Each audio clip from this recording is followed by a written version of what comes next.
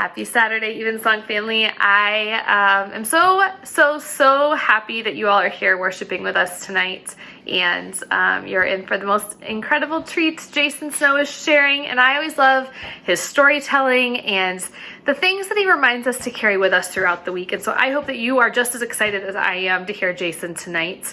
But first, here are some things that are happening. Number one, the most important thing that I'm going to tell you tonight, is that we are 28 days away from our return to in-person worship. On June 19th at 5 p.m., we will be gathering together with our beautifully masked faces, and I can't wait to see you. I can't wait to worship and sing together. I can't wait to just get to be in your presence and breathe in all of your incredible energy. But here's what I'll tell you, that we have such an amazing opportunity to lean into hybrid worship. So we will not only return to in-person, but we will have the opportunity to live stream every single week. And so what that means is that if you are not quite ready to return to in-person activities, that's okay. You can still join us at 5 o'clock on Saturday nights. And if you are traveling or something comes up and you still want to be able to worship, you'll be able to jump online. So June 19th, we return to in-person, and we will continue our online worship experience, which is just so incredible. I'm so grateful that we get to do this way now. So what a gift. The second thing is that we would love for you to swing by St. Andrew and pick up a red bag. And in that red bag is a shopping list. We want to fill that shopping list with food items that we will continue to distribute in our community. Hunger is a huge issue still, and will continue to be a huge issue. And so we are going to continue to resource to our community lots of different food options. And so I hope that you will do that. If you can't get to the church to pick up a red bag, I would still love so much for you to drop off some food. You all, I'm bursting with excitement that we get to do this in person again soon, and we get to continue online. And so if you're worshiping with us from far away, you are still such an important piece of this community, and I hope you never forget that. The question tonight is, what is the question tonight? What is the thing you're most looking forward to when you are ready to gather in groups again? Obviously, besides Evensong. What is the thing that you're most excited to return to? I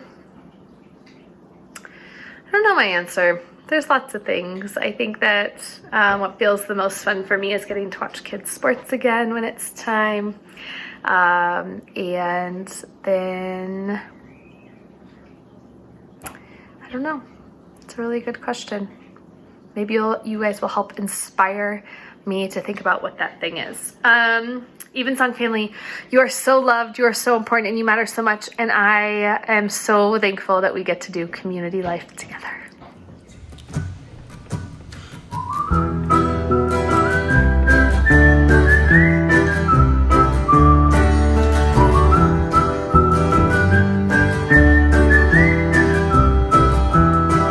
My soul cries out with a joyful shout that the God of my heart is great. My spirit sings of the wondrous things that you bring to the ones who wait. You fixed your sight on your servant's plight, and my weakness you did not spurn. So from east to west shall my name be blessed. Could the world be about to turn? My heart shall sing of the day you bring. Let the fires of your justice burn. Wipe away all tears, for the dawn draws near, and the world is about to turn.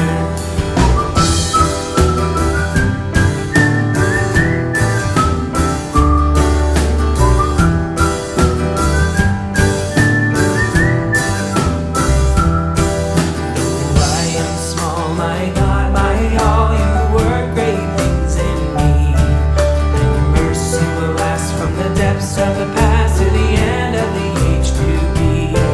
Your very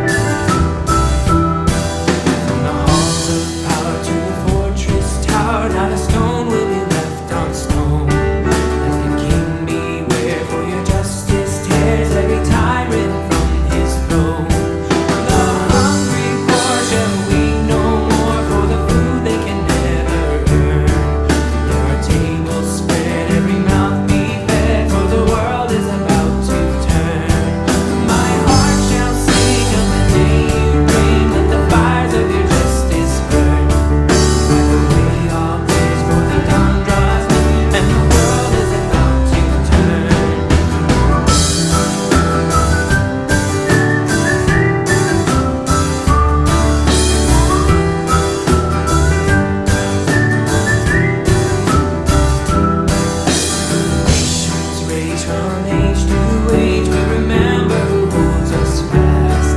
God's mercy must deliver us from the conqueror's crushing grasp. This saving word that our forebears heard is the promise which holds us bound. So the spear and the rod can be crushed by God, who is turning the world around. My heart shall sing of the day you bring, let the fires of your justice burn. Wipe away all tears, for the dawn draws near and the world is about to turn. My heart shall sing of the day you bring, let the fires of your justice burn. Wipe away all tears, for the dawn draws near and the world is about to turn.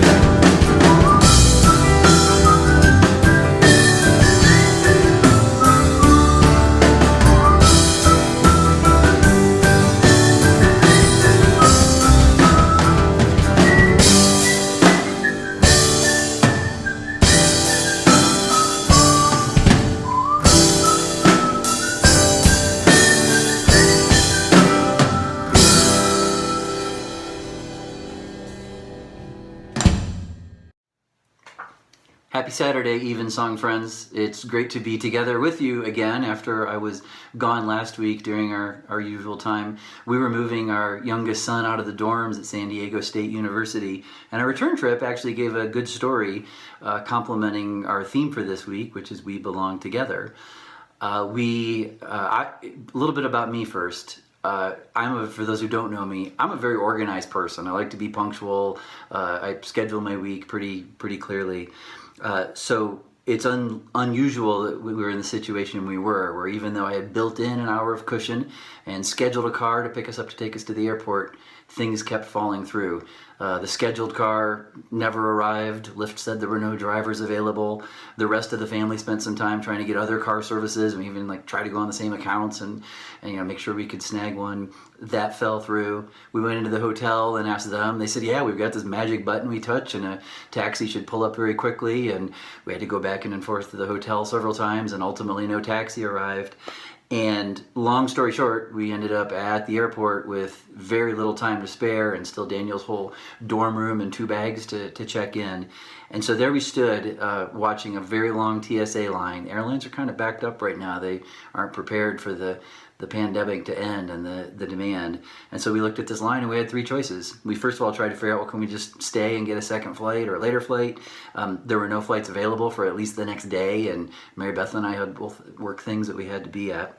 So the other 2 choices were try to cut in line or talk our way up through the line. I've seen people do this before, but I've never done it myself until now. And what was really interesting in our process of using that option and asking person after person to excuse us, our plans just multiple things fell through, and we're barely going to catch our flight if we can even get to the front of the line right now.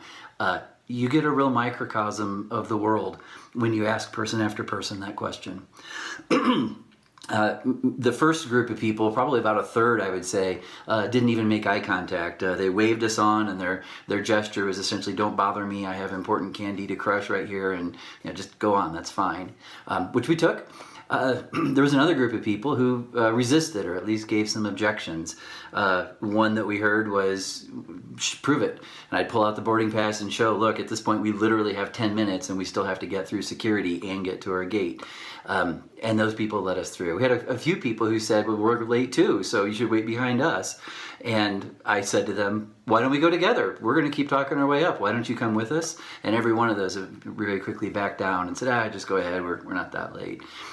One gentleman in particular gave me a hard time and said, "Well, I'm going to let you go, but you, I guess, have learned a really important lesson here, haven't you?" And in my head, I was thinking of all the statistical distributions of all the events that can come together and the outlier situations where multiple things don't work, and a transformation function of how early you have to leave to be a reasonably punctual person. We're talking about a guy here and me that I can look at meetings I was late for, which is rare, but my Fitbit heart rate actually spiked up as if I'd run up a set of stairs. Those were all the things I was thinking in that snap second. But what I said to him was, "Yeah, you're right, sir. We'll do better next time." And we moved on. The part I want to talk about, though, is the other half of the crowd who seemed to genuinely understand our distress. And they would usually give a gesture like this, like, "Go ahead." And really what they were saying is, we get it. We've been there too. We're all travelers. We're all stressed. We're in this together. So go ahead. And I'm really thankful. I'm thankful to everyone who let us go, but I'm thankful to those people in particular. Ultimately, long story short, we got to our gate. It was the very last moment that they would have let us on. They were about to give our seats to the standby people. All three of us got on together, made it home, and here I am a week later talking to you. All of that, though, is a lead into our theme for this week, which is we belong together. I'll turn now. I'm not going to actually read the scripture verses, but it's 1 John 4, 16 through 21. If you want to read it for yourself, there's a lot packed into it. A couple key takeaways I took away was one section that talked about how love overcomes fear, and in perfect love there is no fear. I've heard other writers actually say it as the opposite of love is not hate, the opposite of love is fear. And that one really spoke to me. It was actually part of our Lenten series too, and you might remember the journal art exercise I did at that time was a wood burning that was a big heart love over, overcoming fear and kind of stomping it out. So that's a really important one to me. There's another whole end part of the section though that is about being together with our brothers and sisters, and even the point of how can we love unseen things like people we don't know, and as it calls out God, if we don't love the people who are right in front of us and reconcile with them and think of them as being together with us as our brothers and sisters. So lots of extension there to also immigrants and the people in our greater global world. I extended it a bit further and thought about this verse, and I won't go deep on this, but what struck me was when you think of the life of Jesus, almost everything he did that was important and noteworthy was with other people. It was together with his disciples or together with his community. And even in the cases where he talked to someone one-on-one, it was very often, the cases I could think of, were going off and finding someone who was isolated in the crowd and bringing them back into the fold, either the community or the party or the community of reconciled or the community of believers. So there's probably a lesson we can take there from his actions as well. I'll close with just 3 practical things that we can do. The first one is in person. We can be together. We can watch for the people in our world who are suffering and isolated and bring them in and welcome them and meet them. We did that recently with the Big Serve, with all the causes that we went out and helped people who are isolated and in need. We can do it locally within our own community and the people around us as well. I think the other interesting place that we can invite people in and belong together is on social media. If you think about it, Facebook's algorithm is designed to put you together with the people you most resonate with and you interact with the most. And if you don't believe me, go a while and ignore your feed and then start using it again, and you'll see the feeds, the people you see first are the people you interacted with the most. It's actually designed almost like a really, really uppity party where people form cliques and then leave other people on the margins having to find a way to try to break in. And that's probably why we see some of the attention-getting behaviors we see on different social media platforms. So what we can do is we can look for the people who are isolated there too. I've been making a point lately to go further down my feed and find people I haven't talked to in a long time, old high school friends and friends from long ago. And I've stumbled on some situations where they're really going through hard times, and it's been, I think, helpful to me and helpful to them for sure that I could reach out and just connect in a more personal way based on what I saw. Those are 2 big ones. There's one more obvious one that bookends my story, which is anytime you're at the airport and someone's desperately trying to get through the line and you can tell that they are stressed about not making their flight, you can give that same gesture and say, go right on ahead because we're in this together. I'm glad to be back together with you, and I'm really looking forward to in a few weeks we're actually going to be able to be together in person. Until then, everyone have a great rest of our Evensong time here and a great week ahead.